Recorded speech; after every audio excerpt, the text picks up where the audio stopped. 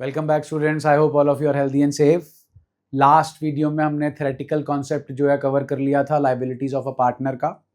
Last video में मैंने आपको बोला था कि हमारा अगला टॉपिक जो होगा वो होगा चार्ज एंड एप्रोप्रिएशन। हम डिस्कस करेंगे दो टर्म्स को। पहली टर्म का नाम है चार्ज, CHARGE। चार्ज का मतलब वो नहीं जी जो हम दिन में बहुत बार करते हैं, अपना मोबाइल चार्ज। नहीं नहीं नहीं नहीं, यहां पर चार्ज का मतलब है चार्ज अगेंस्ट प्रॉफिट। अब to put it in simple language, जो चार्ज अगेंस्ट प्रॉफिट है उसका मतलब है कंपल्सरी पेमेंट, करनी ही करनी है, कंपल्सरी पेमेंट। आप सब लोग 11th स्टैंडर्ड में प्रॉफिट एंड लॉस अकाउंट बना चुके हो। प्रॉफिट एंड लॉस अकाउंट बनाते वक्त I am pretty much sure कि आप में से किसी ने भी P&L अकाउंट बनाते वक्त कभी भी अपने दिमाग में ये चीज नहीं लाई थी कि अगर हम डेबिट साइड पे कोई भी एक्सपेंस लिख रहे हैं उससे हमारा नेट लॉस तो नहीं आ जाएगा। नहीं, that was never a point of contention. हमारा फोकस सिर्फ ये था, प्रॉफिट एंड लॉस अकाउंट में डेबिट साइड पे आएंगे इनडायरेक्ट एक्सपेंसेस, क्रेडिट साइड पे आएंगे इनडायरेक्ट इनकम। फिर हम अकाउंट को करेंगे बैलेंस। क्रेडिट के टोटल में से डेबिट का टोटल माइनस करेंगे। क्रेडिट साइड का टोटल ज्यादा होगा, डेबिट साइड का टोटल कम होगा, तो हमारे पास नेट प्रॉफिट आ जाएगा। अगर दूसरी चीज होगी, वाइस वर्सा होगा, डेबिट साइड का टोटल ज्यादा होगा, क्रेडिट साइड का टोटल कम होगा, तो नेट लॉस आ जाएगा। What ever the result was, हम उसे बैलेंस शीट में लाइबिलिटी साइड में कैपिटल के अंदर ऐड कर देते थे, ऐड नेट प्रॉफिट या लेस नेट लॉस। तो मैं वहां से आपके 3 पॉइंट्स उठा रहा हूं। पहला पॉइंट है इंटरेस्ट ऑन लोन। हमने बहुत बार प्रॉफिट एंड लॉस अकाउंट में टू साइड पे इंटरेस्ट ऑन लोन किया है। हम बैंक से लोन लेते थे, हम आउटसाइडर से लोन लेते थे, उसके ऊपर इंटरेस्ट कैलकुलेट करते थे और वो लिखते थे टू इंटरेस्ट ऑन लोन। कई बार उसके अंदर ऐड भी किया जाता था आउटस्टैंडिंग इंटरेस्ट ऑन लोन, वो इंटरेस्ट जो हमने अभी तक पे नहीं किया। टोटल अमाउंट हम आउटर कॉलम में लिखते थे। फिर एक आइटम आती थी रेंट, जो हम पे करते थे अपने बिजनेस प्रेमाइसेस का। वो जो रेंट होता था वो भी हम P&L अकाउंट में टू साइड पे लिखते थे। फिर लास्ट में आपने एक एडजस्टमेंट की थी मैनेजर्स कमीशन। वो जो मैनेजर का कमीशन है वो भी हम P&L में टू साइड पे लिखते थे। हाँ, उस मैनेजर के कमीशन के बाद एक ही आइटम आती थी, that is to net profit transfer to capital account. तो ये जो 3 चीजें थी ये हम प्रॉफिट एंड लॉस अकाउंट में लिखते थे। ये हमारे लिए कंपल्सरी एक्सपेंस होता था। अगर हमें किसी साल लॉस भी हो रहे होते थे तो भी हम रेंट पे करते थे, तो भी हम इंटरेस्ट ऑन लोन देते थे। हाँ, मैनेजर कमीशन नहीं आता था, बिकॉज मैनेजर कमीशन नॉर्मली होता है as a percentage of net profit. हम ये मैनेजर को इंसेंटिव देते हैं to put in hard yards, to put in extra work. हम मैनेजर को बोलते हैं ज्यादा एफर्ट करोगे तो सैलरी तो जो आपकी है मिलेगी ही मिलेगी। जितनी ज्यादा एफर्ट करोगे उससे बिजनेस को जितना भी प्रॉफिट होगा उसमें आपका भी क्या होगा, एक शेयर। उसे ही बोलते हैं मैनेजर्स कमीशन। तो मैनेजर के कमीशन को हम चार्ज नहीं कह सकते अगर हमारे को क्वेश्चन में लॉस हो रहा है, बट उसे बाकी के 2 पॉइंट्स के साथ ही कंसिडर किया जाता है, क्योंकि रेंट भी आपने प्रॉफिट एंड लॉस अकाउंट में शो करना है जो हम पे करेंगे। इंटरेस्ट ऑन लोन जो पार्टनर ने फर्म को दिया है उसके ऊपर जो इंटरेस्ट है वो भी हमने यहां पे देना है। अब आप कहोगे 11th स्टैंडर्ड में तो ऐसा कुछ नहीं था, बिकॉज 11th स्टैंडर्ड में जो इंटरेस्ट ऑन लोन होता था वो हमें बैंक से मिलता था लोन, हमें आउटसाइडर से लोन मिलता था। ओनर लोन नहीं देता था, ओनर देता था एडिशनल कैपिटल।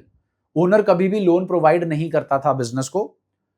ओनर अपने खुद से रेंट नहीं चार्ज करता था। अगर हमारी शॉप, हमारी फैक्ट्री, हमारा शोरूम रेंटेड प्लेस पर है तो जगह हमारी नहीं है, किसी और की है, लैंडलॉर्ड की है, हम उसे रेंट देते थे। Come back to 12th standard. अब हमारे पास यहां पर जो चार्ज की डेफिनेशन है वो है कंपल्सरी पेमेंट। अब यहां पर ये क्यों करना पड़ रहा है, उसका सबसे पहला जो हमारा चार्ज है उसका नाम है, मैं आपको सेकंड पेज पे ही करके बताता हूं। जो पहला हमारा चार्ज है उसका नाम है interest on loan by partner. अब लोन बाय पार्टनर अपने आप में ही ये चीज क्लियर कर देता है कि ये लोन जो है वो पार्टनर ने दिया है। किसे दिया है? फर्म को दिया है। तो अगर पार्टनर जो है वो फर्म को लोन दे रहा है तो उसके ऊपर हमें उसे क्या देना है? इंटरेस्ट। इसकी नेचर जो है वो है एक्सपेंस। किसके लिए एक्सपेंस है? फर्म के लिए जो है ये एक्सपेंस है। अब कंपलसरी एक्सपेंस है? यस, कंपलसरी एक्सपेंस है। ऐसा नहीं होगा कि पार्टनर को फर्म बोलेगी, मैं फिर से एक बार क्लियर कर दूं, firm and partner are two separate entities from accounting point of view, we are doing accounting only. ऐसा नहीं होगा कि फर्म जो है वो पार्टनर को बोलेगी कि भाई घर की बात है, इस साल हमें प्रॉफिट्स नहीं हुए हैं या कम प्रॉफिट्स हुए हैं, आपने जो लोन दे रखा है उस पे जो इंटरेस्ट आपका बनता है वो छोड़ दो। नहीं, ऐसा नहीं होगा। पार्टनर कहेगा कि अगर मैं लोन आपको ना देता और आप बैंक से जाके लोन लेते, क्या उनको भी यही बोलते? चलो आप बोल देते, क्या बैंक वाले मान जाते? नहीं, बैंक वाले नहीं मानते। तो जो इंटरेस्ट ऑन लोन है, जो पार्टनर ने फर्म को दिया है लोन, उसके ऊपर जो इंटरेस्ट है उसकी नेचर है चार्ज। चार्ज का मतलब है कंपलसरी पेमेंट देनी है, करनी है। और उसके घर का नाम क्या है? घर का नाम है प्रॉफिट एंड लॉस अकाउंट। अब प्रॉफिट एंड लॉस अकाउंट घर का नाम क्यों बोल रहा हूं? क्योंकि ये प्रॉफिट एंड लॉस अकाउंट में ही आएगा। कहां पर आएगा? डेबिट साइड पे आएगा। कैसे आएगा? To interest on loan account. जितना भी इंटरेस्ट ऑन लोन जो है बनेगा, ये इंटरेस्ट ऑन लोन है by partner to the firm, तो इट इज अ चार्ज, जिसे आपने प्रॉफिट एंड लॉस अकाउंट में ही लिखना है डेबिट साइड पे। इसकी इलस्ट्रेशंस जो हैं वो बाद में करेंगे। अभी मैं सिर्फ आपको जो हमारे चार्जेस हैं उनका मीनिंग बता रहा हूं। अकाउंटिंग ट्रीटमेंट हम इलस्ट्रेशन के अंदर जाके करेंगे। हाल फिलहाल सिर्फ आपको यह समझना है कि ये एक्सपेंस है, इसे प्रॉफिट एंड लॉस अकाउंट के डेबिट साइड पे दिखाया जाता है, ये पे होगा ही होगा, irrespective of whether we have the profits or not. We have the profits, we have the sufficient profits, we have the insufficient profits, or if we don't have the profits, that is we have losses. तो ये है जी हमारा एक पहला charge. अब यहां पर और पिछले में फर्क क्या है 11th स्टैंडर्ड और 12th स्टैंडर्ड में? यहां पर जो लोन है वो कौन दे रहा है? पार्टनर। 11th स्टैंडर्ड में owner was the sole owner, वही सारा करता धरता हुआ करता था। यहां पर हमारे एक ओनर नहीं है, मल्टीपल ओनर्स हैं, because number of partners minimum 2 maximum 50। तो जो हमारा पार्टनर है वो ओनर है और वो हमें लोन दे रहा है। इसलिए पार्टनर और फर्म का जो रिलेशनशिप है, यहां पर ये जो लोन दे रहा है ये हमें पार्टनर दे रहा है, but not as a partner. हमें जो पार्टनर लोन दे रहा है वो दे रहा है as a lender. Lender means जो उधार देता है। तो यहां पर फर्म का पार्टनर के साथ जो रिलेशनशिप है वो लेंडर वाला होगा। लेंडर दैट इज जो पर्सन हमें लोन दे रहा है, जो इंस्टीट्यूट हमें लोन दे रहा है, उसको हमें उस लोन के लिए कॉम्पनसेट करना पड़ेगा, हमें उसे देना पड़ेगा इंटरेस्ट। तो एक आपका चार्ज ये है। उसके बाद दूसरा चार्ज है हमारा रेंट, पेड या पेबल। या तो रेंट पे हो चुका है या रेंट पे होना है। किसे पे होना है? To the partner. अब पार्टनर को रेंट क्यों पे होना है? बिकॉज उसने हमें अपने प्रेमाइसेस को बिजनेस पर्पस के लिए यूज करने के लिए दे रखा है। हमें अपना बिजनेस चलाने के लिए जगह की जरूरत थी, हमारे पास खुद की जगह नहीं है, हमारी फर्म के पास खुद की जगह नहीं है, तो हमें किसी ना किसी से रेंट पे, किराए पे जगह लेनी थी। अब उस जगह के लिए हमारा एक पार्टनर है, वो कहता है मेरी एक बिल्डिंग है खाली पड़ी है, आप वहां पर अपने जाकर बिजनेस ऑपरेशंस को रन कर लो, लेकिन वो फ्री में अपनी बिल्डिंग को यूज करने को नहीं देगा, वो आपसे चार्ज करेगा रेंट। अब आपका जो पार्टनर है, जो भी सपोज सी जो है वो आपको अपनी बिल्डिंग को यूज करने को दे रहा है, now the relationship between firm and mister C is not of firm and partner but firm that is business and landlord. तो लैंडलॉर्ड जनाब किसी के नहीं सुनते। अगर आप किसी की जगह यूज कर रहे हो तो आपको किराया रेंट देना ही पड़ेगा। वो ये नहीं सुनेगा कि आपको प्रॉफिट्स नहीं हुए, आपको लॉसेस हुए, आपको कम प्रॉफिट्स हुए। उसने आपको अपनी जगह यूज करने के लिए दी तो आपको उसे कॉम्पनसेट करना ही पड़ेगा। उसका नाम है रेंट। तो जो रेंट है, जो या तो पे हो चुका है या अभी पे होना है टू द पार्टनर, वो भी क्या है? चार्ज। तो ये है जी हमारा चार्ज, कंपल्सरी पेमेंट। इसका घर कौन है? इसका घर भी है प्रॉफिट एंड लॉस अकाउंट। तो ये जो हमारा प्रॉफिट एंड लॉस अकाउंट है, इसके टू साइड पे आएगा रेंट अकाउंट। अब ये रेंट जो है वो आप लैंडलॉर्ड को पे कर रहे हो, वो लैंडलॉर्ड कोई बाहर का पर्सन हो, वो लैंडलॉर्ड आप ही का पार्टनर हो, इट डजंट मैटर, क्योंकि वो है लैंडलॉर्ड, वो आपसे अपना रेंट लेगा ही लेगा।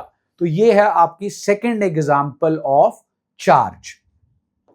थर्ड एग्जांपल को मैं जो है वो चार्ज नहीं मानता, मैंने आपको अभी प्रूव भी किया था। मेरे हिसाब से जो मैनेजर का कमीशन है वो चार्ज अगेंस्ट प्रॉफिट की जो डेफिनेशन है उस पे 100% खरा नहीं उतरता है। क्यों 100% खरा नहीं उतरता? बिकॉज जो मैनेजर का कमीशन है, अगर तो वो है फिक्स्ड अमाउंट कि जी आपका कमीशन 10,000 रुपए तय हो गया, तो फिर बेटा 10,000 जो उसका कमीशन है वो तो काम कर रहा है जस्ट लाइक सैलरी, की सैलरी भी फिक्स्ड है। हम मैनेजर को कमीशन देते हैं ताकि वो एक्स्ट्रा एफर्ट लगाए, ताकि हमारा बिजनेस ग्रो करे। जब हमारा बिजनेस ग्रो करेगा, ज्यादा प्रॉफिट होगा, तो जो हमारा मैनेजर है उसको भी फायदा मिलेगा, बिकॉज हम मैनेजर को नॉर्मली देते हैं कमीशन। कमीशन जो हम उसे देते हैं वो उसे मिलता है at the rate of certain percentage. वो सर्टन जो परसेंटेज होती है वो किसकी होती है? वो नॉर्मली होती है नेट प्रॉफिट की। अगर आप 11 स्टैंडर्ड कर चुके हो तो नेट प्रॉफिट पे जो मैनेजर का कमीशन होता है, एक होता है बिफोर चार्जिंग और एक होता है आफ्टर चार्जिंग। तो ये दो जो हैं वो हमारे कमीशन के जो हैं वो सेटअप है, before charging and after charging. तो अगर आप मैनेजर को कमीशन दे रहे हो at a certain percentage of profit, तो वो चार्ज तो तभी बनेगा ना जब हर सिचुएशन में दिया जाए। लेकिन अगर मेरी फर्म को हो रहा है नेट लॉस, तो अगर मेरी फर्म को नेट लॉस हो रहा है जनाब, तो नेट लॉस में तो मैनेजर को कमीशन नहीं मिलेगा। इसलिए मैं नहीं कहता कि मैनेजर कमीशन एक चार्ज है। बट ध्यान दीजिए, जो हमारा रेंट था जो हमने पार्टनर को देना है वो P&L में दिखाया गया। उसके बाद जो हमारा interest on loan by partner है वो भी P&L में दिखाया गया। अब आप सबको मालूम है जी 11 स्टैंडर्ड पास हो आप। अब जो आपका प्रॉफिट एंड लॉस अकाउंट है, मैंने इंट्रो में भी आपसे बोला था कि मैनेजर का जो कमीशन है वो हमारा आता है P&L के टू साइड पे, टू मैनेजर कमीशन। उसके बाद आता है टू नेट प्रॉफिट। तो हमारे पास मैनेजर कमीशन जो है उसका भी घर कौन सा है? Profit and loss account.